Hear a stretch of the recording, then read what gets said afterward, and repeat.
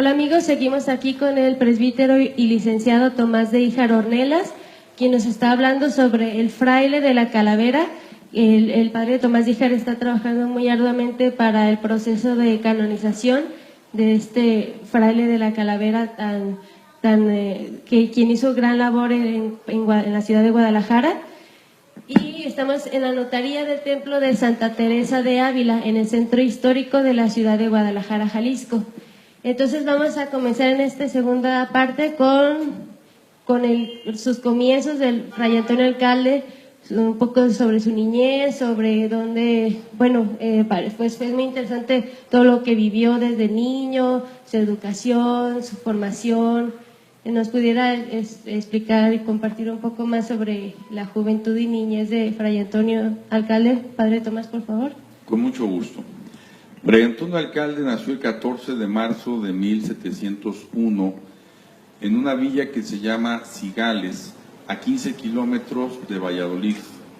Fue el menor de los 3 hijos que tuvieron los esposos José Alcalde e Isabel Barriga. Quedó huérfano de madre a los 4 meses de haber nacido, de manera que podríamos afirmar que pues vino al mundo y quedó sin su progenitora, a cargo de manos distintas a la de la mujer que lo trajo a la vida, y esto, su primera orfandad, tal vez lo va a marcar.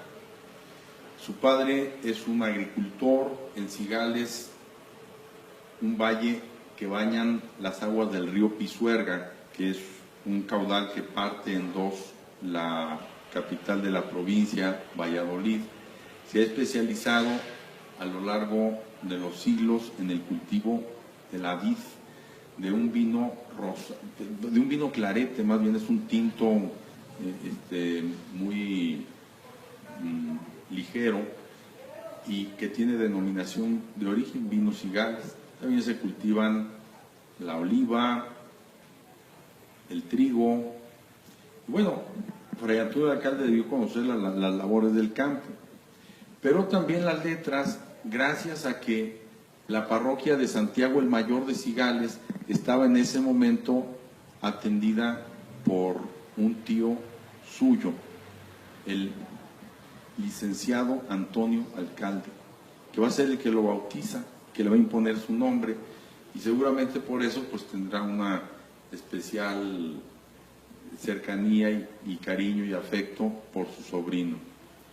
Cerca de Cigales hay un lugar de culto a la Virgen María bajo el título de Nuestra Señora de Viloria.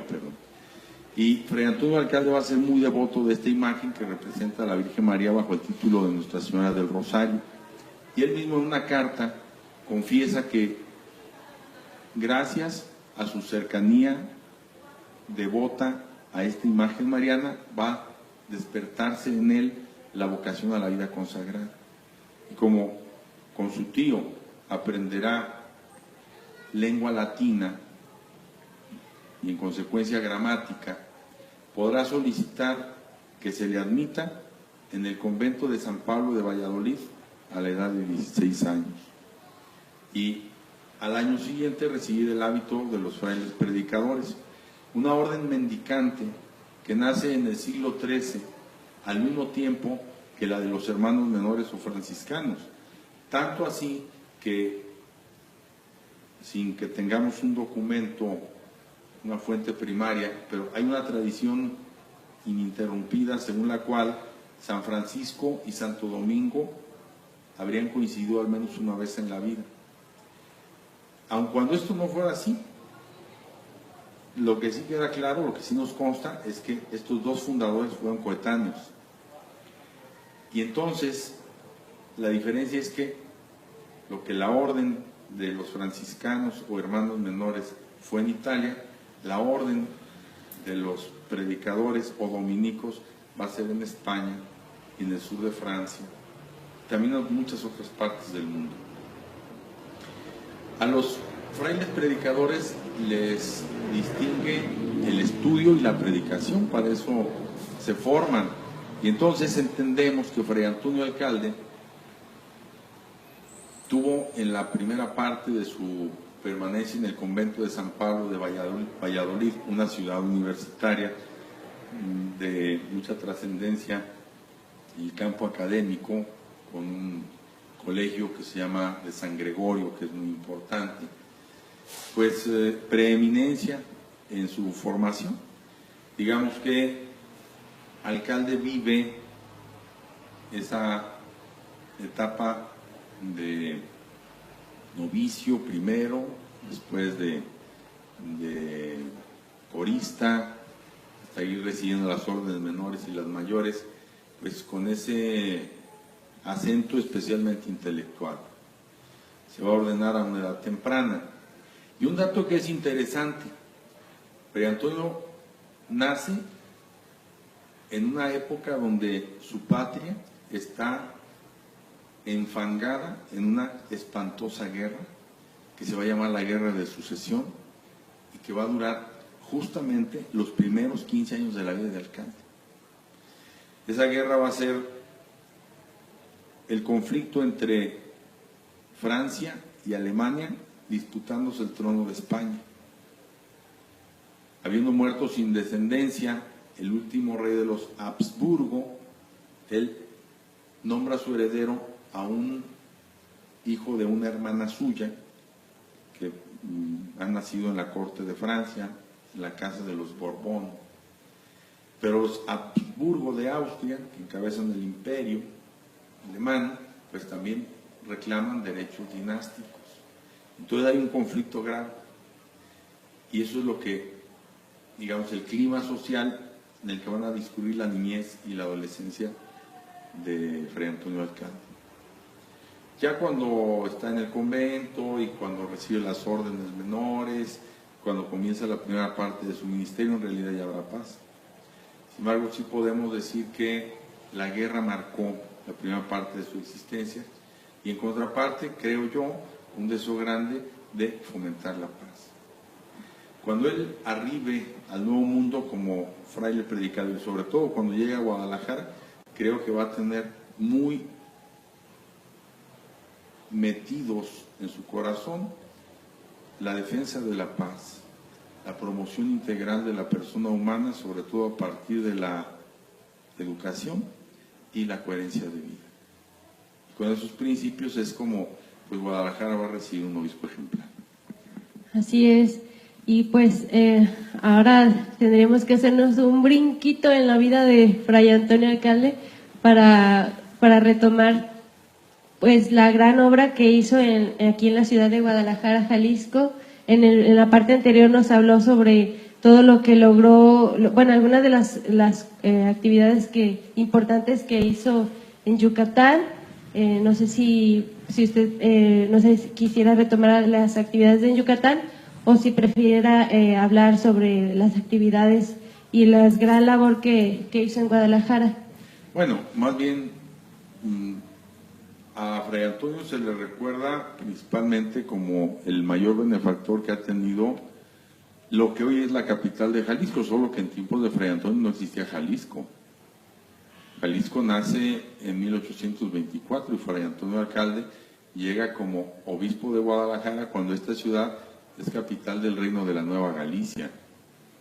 Y poco después, lo que fue el reino de la Nueva Galicia se va a convertir en la Intendencia de Guadalajara, en 1783.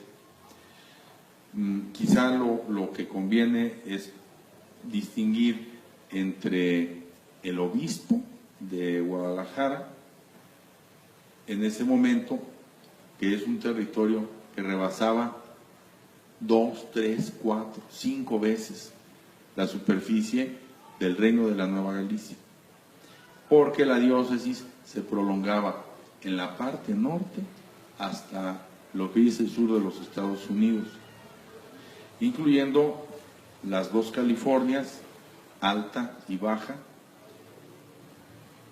Wyoming, Colorado, Arizona, Arkansas, Texas, Utah, Nuevo México y bueno, por supuesto, muchos territorios del norte y del noroeste de la actual República Mexicana. De ese enorme obispado, de más de 1,5 millones de kilómetros cuadrados, obtenía el obispo el diezmo de las cosechas y del ganado. Y eso le reportaba a Fray Antonio entre 70 y 90 mil pesos de cuarto episcopal, que era como decir sus ingresos, una cantidad fabulosa, en una época donde un jornalero ganaba 1 peso a la semana, 4 pesos al mes, más o menos 50 pesos al año. Que el obispo ganara entre 70 y 90 mil pesos, pues era una barbaridad. Que se entiende porque en ese tiempo la iglesia tenía a su cargo los hospitales y las escuelas, y en eso aplicaban los obispos buena parte de sus ingresos. Pero claro, también es sostener pues el menaje de un tren de vida que les acercaba más bien a los príncipes. Y esto es algo que va a distinguir a Fray Antonio Alcalde de sus demás antecesores en el episcopado, que él, así como había vivido como fraile predicador, y así como lo encontró el rey Carlos III en su celda del monasterio de Jesús María de Valverde, así querrá él mantener esa disciplina y esa conducta durante su gestión episcopal de 20 años. Y aquí vamos a empezar con las grandes sorpresas de Alcalde. Fray Antonio llega a Guadalajara a una edad que en su tiempo era ya extrema. Tiempos de Fray Antonio, hace 250 años, pues la edad promedio apenas sí llegaba a los 50 años. Digamos que la promedio sería 45, ¿no? Y que ya una persona de 50 años ya había vivido mucho. Entonces, a él cuando lo eligen obispo a los 60, ya es una persona de edad avanzada. Por poner un ejemplo, a su sucesor, don Juan Cruz Ruiz de Cabañas y Crespo, o como nosotros lo llamamos simplemente al obispo Cabañas, lo van a elegir obispo a la edad de 40 años, Fray Antonio de 60, y a Guadalajara llega de 70. O sea, ¿qué expectativas de vida podía tener una persona de 70 años en ese momento? 5 años, 10 años, ya era muchísimo. Fray Antonio va a vivir 21 años más. Y van a ser 2 décadas de grandísimos beneficios sociales. He dicho que él arriba el 12 de diciembre del 1771 a la ciudad de Guadalajara, y esa es su primer señal, una señal que para todos los mexicanos pues es muy conocida, ¿no? La fiesta de Nuestra Señora de Guadalupe. Fray Antonio Alcalde es un gran guadalupano. Él va a consagrar la Catedral de Mérida el 12 de diciembre de 1763, el mismo año en el que toma posesión de esta sede. Él va a conocer íntimamente el culto guadalupano durante su estancia en la celebración del Cuarto Concilio Provincial Mexicano del año 71. Él va a construir en su capilla del Palacio Episcopal, en el oratorio de su Palacio Episcopal, un altar a la Virgen de Guadalupe. Esa va a ser la titular de su altar particular. Y él va a empezar a construir en 1777 un templo guadalupano. Aunque ya existía en Guadalajara un templo a la Virgen de Guadalupe, una de las capillas de San Sebastián de Analco, y aun cuando ya existía un altar a la Virgen de Guadalupe en la catedral, no había un templo solamente dedicado a ella. Fray Antonio no solo va a construir ese templo, sino que se lo va a dedicar, más bien que lo va a elevar al rango de santuario cuando se concluya en 1783. Se van a invertir poco más de 5 años en construir este monumento, en el que van a trabajar unos 1,000 operarios. Esto lo va a pagar Fray Antonio Alcalde, una de sus muchas donaciones. Muy bien, pues síganos en YouTube como TVNet México, ahí continúen en nuestra siguiente parte.